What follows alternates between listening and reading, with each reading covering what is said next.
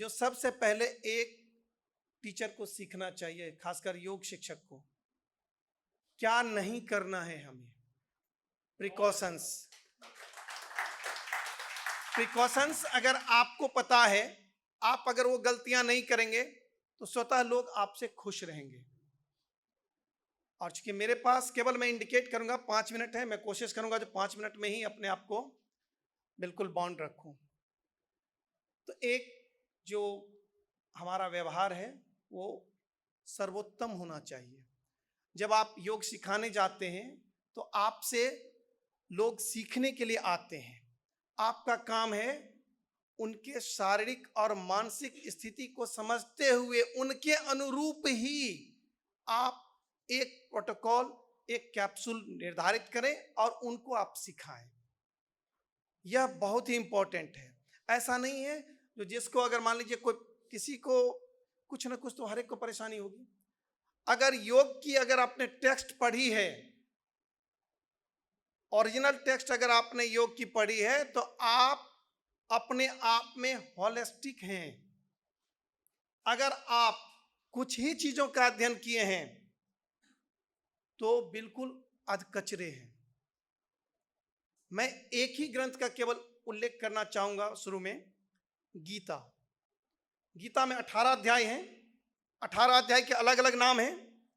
गीता में क्या नहीं है, कैसे हमें व्यवहार करना चाहिए, कैसे हमारा आहार हो, कब हमें कितनी निद्रा लेनी चाहिए, और सबसे बड़ी बात, गीता में भगवान श्री कृष्ण ने अपने विराट स्वरूप का भी वर्णन किए हैं और उन्होंने कहा जो सब कुछ मैं ही हूं। लेकिन एक चीज उन्होंने बहुत अच्छी बात बताई, जो इस प्रकृति, जो यह प्रकृति है वह मेरे द्वारा निर्मित है और मैं भी इससे बंधा हुआ हूं। जब अर्जुन ने उनसे पूछा था, जो अभिमन्यु आपके इतने प्रिय भांजा जिसकी मृत्यु अभी हो गई है, आप सर्वज्ञ हैं, आप भगवान हैं, आपको सब कुछ पता है, तो उन्होंने ये जवाब दिया था, जो इस प्रकृति का विरोध मैं भी नहीं कर सकता। तो यह चीज योगियों को समझना चाहिए। जो आपके पास नॉलेज हो, होलिस्टिक कैसे, जो मैंने चर्चा की, एक गीता का मैंने आपको उदाहरण दिया। दूसरा, आप हठयोग उठा के पढ़ लीजिए।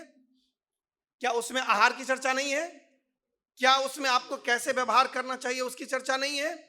क्या संगति की चर्चा नहीं है? उसके अलावे वर्तमान समय में हम लोग जी रहे हैं, तो हमारे पास कई तरह के लोग आएंगे प्रश्न लेकर। तो मैंने जहां भी सिलेबस तैयार करवाई, चाहे दिल्ली में हो या पंजाब में हो, जहां भी हम कोशिश कर रहे हैं, हमने कहा जो कुछ न कुछ नॉलेज आपको, बेसिक नॉलेज हर एक फील्ड की होनी चाहिए, चाहे आयुर्वेद की हो, नेचुरोपैथ की हो, मॉडर्न मेडिकल साइंस की हो, कुछ न कुछ लिमिटेशंस के साथ आपको नॉलेज होना चाहिए। और सबसे बड़ी बात, आप योग शिक्षक हैं। योग शिक्षक और थेरेपिस्ट में बहुत बड़ा डिफरेंस होता है। अगर आप थेरेपिस्ट के रूप में काम करना चाहेंगे तो उसके लिए आपको थोड़ा सा और अपने आप को अपडेट करना पड़ेगा और नॉलेज गेन करना पड़ेगा। योग सूत्र एक जो महर्षि पतंजलि जी ने हम लोगों को एक वरदान के रूप में दे रखे हैं, उसमें क्या नहीं है आप पूरा पढ़िए। तो हम लोग क्या करते हैं, योग आसन तक अपने आप को सीमित कर रखा है, कुछ प्राणायाम जो हठ योग में है वहां तक सीमित कर रखा है। कई लोगों को हम जब इंटरव्यू लेते हैं तो मैं पूछता हूं, जो बताओ महर्षि पतंजलि ने कितने प्राणायाम बताए हैं, सही से जवाब नहीं देते। गीता में कितने हैं प्राणायाम, कोई सही से जवाब नहीं दे पाते। क्यों नहीं जवाब दे पाते? क्योंकि उन्होंने अध्ययन ही नहीं किया। कुछ चीजों का बेसिक चीज उसमें से उठा लिया और उसका अध्ययन किया और वो अपने आप को बहुत बड़े योगी साबित करने लगे। क्यों? क्योंकि पोस्चर्स के बल पे। तो अगर पोस्चर्स ही सब कुछ होता, अगर आसन ही सब कुछ होता, तो फिर प्राणायाम की चर्चा क्यों होती? और प्राणायाम के बाद ध्यान की चर्चा क्यों होती? ये बहुत बड़ा प्रश्न है।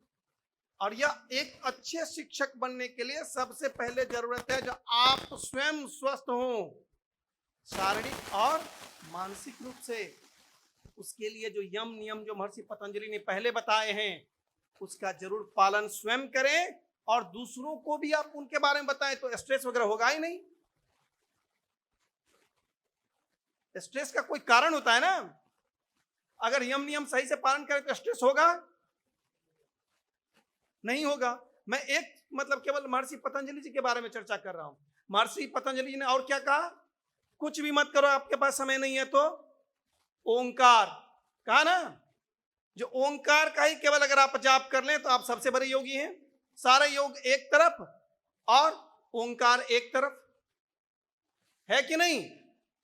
लेकिन जब आप उसका अभ्यास ही नहीं करेंगे तो फिर कैसे होगा। तो पहले स्वयं को तैयार करें बेस्ट टीचर बनने के लिए। सबसे पहले आप स्वयं पहले आप अपने आप को अपडेट करें। और एक चीज मैं और आप लोगों को केवल जोड़ना चाहूंगा सर, 1 मिनट बस। 3 चीजें हमेशा शिक्षक को समझना चाहिए। बिना नॉलेज का, ज्ञान का कुछ नहीं होगा। तो नॉलेज आपको हर एक फील्ड की होनी चाहिए। अगर आप होलिस्टिक जो कहते हैं, जो ऑलराउंडर बनना चाहते हैं, तो नॉलेज हर एक फील्ड की होनी चाहिए। उसके लिए आपको एक्शन, कर्म करना पड़ेगा। तो कर्म प्रधान है, कर्म आपको करना पड़ेगा उसके अनुसार। दूसरा, उसमें आपकी भक्ति होनी चाहिए, आपका डिवोशन होना चाहिए, आपकी लगाव होनी चाहिए, सिंपैथी होनी चाहिए, तब कोई भी काम पूरा होगा। इन तीनों को अगर आप अलग अलग रखेंगे तो कभी कोई चीज पूरा हो ही नहीं सकता। अगर ज्ञान नहीं होगा तो कोई चीज कंप्लीट कर पाएंगे, अगर आपकी इंटरेस्ट नहीं रहेगी, डिवोशन नहीं होगी तो कंप्लीट कर पाएंगे, अगर उसके अकॉर्डिंग आपका एक्शन नहीं होगा तो कर पाएंगे। यह गीता में स्पष्ट रूप से भगवान ने कह रखा है। और उन्होंने कहा था योगी भव अर्जुन, कहा था ना। लेकिन योगी भव का यह नहीं युद्ध के मैदान में कहा था तुम कपड़ा बदल लो, ये कर लो, वो कर लो। उन्होंने कहा था अपने आचरण को सुधारो, जो तुम्हारे अंदर जो मोह भरे हुए हैं उस मोह को योग के माध्यम से तुम दूर करो, योगी जैसा आचरण करो, स्थित प्रज्ञ हो जाओ। यह एक बहुत बड़ी सबक है हमारे लिए, आपके लिए, सभी के लिए।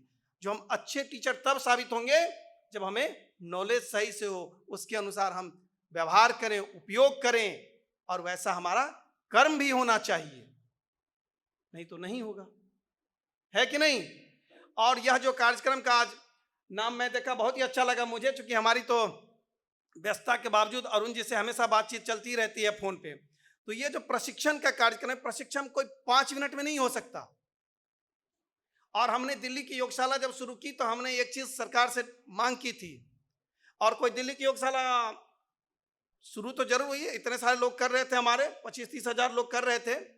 पूरी दिल्ली में लगभग 850 से 950 के करीब क्लासेस हमारी रेगुलर चल रही थी। लेकिन हमने एक डिमांड रखी थी, हमने ये रखा था जो कहीं से भी कोई अगर आप इंटरव्यू किसी को ले लें, हमें कोई आपत्ति नहीं है, किसी को आप सेलेक्ट कर लें, हम उनको फिर अपने अंदर प्रशिक्षण देंगे। जो उनके अंदर कमियां होगी वो दूर हो जाएगी, फिर जाके वो फील्ड में अच्छी तरीके से काम कर पाएंगे। और वही उसका परिणाम यह हुआ जो हमें एक भी जगह से कहीं किसी शिक्षक का कंप्लेन नहीं मिला मुझे। और ठीक ऐसा ही हमने पंजाब में भी रखा। पंजाब में पूरे देश से लोग आ रहे हैं इंटरव्यू देने के लिए, लगभग 650 की टीम है हमारी वहां। हम केवल सरकार के माध्यम से शिक्षक देते हैं उनको, और सारी सुख सुविधा अपना जनता जहाँ चाहे वहाँ ले सकती है। जैसे दिल्ली में भी हमने रखा था, कम पैसे में अधिक से अधिक लोग आप स्वस्थ हो सकते हैं, वहाँ भी हमने वही रखा। कोई भी डिप्लोमा हो, कुछ भी डिग्री कर रखा हो, लेकिन उसके बाद उनमें जो कमियां हैं, अच्छे गुरुओं का ये काम है जो आप उन कमियों को दूर करें, जिससे लोगों को अधिक से अधिक लाभ मिले।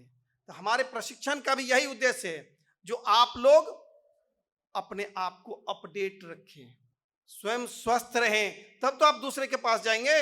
अगर बहुत बड़ा पेट आप बढ़ा के जाएंगे तो कोई आपसे योग सीखेंगे? मुझे बता दीजिए, सीखेंगे?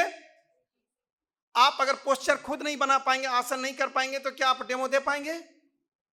आप अगर प्राणायाम सही से नहीं कर पाएंगे तो क्या लोगों को प्रशिक्षण दे पाएंगे, सिखा पाएंगे? एक दिन जाएंगे, दूसरे दिन कहेंगे गुरुजी ठीक है हमारे पास समय नहीं है जी, है ना। यही होता है। तो अच्छे शिक्षक बनने के लिए कुछ क्वालिटीज हमारे अंदर होने चाहिए।